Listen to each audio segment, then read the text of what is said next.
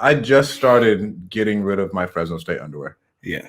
I had started tearing and shit. Yeah, pretty much like they're old. It looks bad, bro. But I had all of the like, oh, shitty girdles, like all the girdles and the Nike ones. And how long have we been out of college? Like 5 years? Yeah. Years? And I'm just barely outgrown. I mean, now I'm getting fat. I'm gonna start 75 hard again after October. Bro, us staring at our pictures from when we used to play is just like a mom staring at their pictures before when they were in high school. And bro, that's just depressing as fuck. Oh, it hurts. Like I look at 260 on myself and that shit looks fucking phenomenal. Bro, I'm like, damn, that look good. Bro, my jawline? I ain't seen that in years. And we ain't even had kids. Right, bro. This shit was unmatched. I didn't even had a kid. Bro, but like I gotta start it all up again and then travel.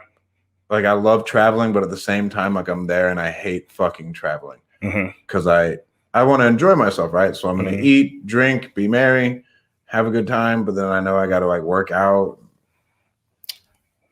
Be like that. So I'm probably back close to where I was last time when I started 75 hard, and I still have 3 different events.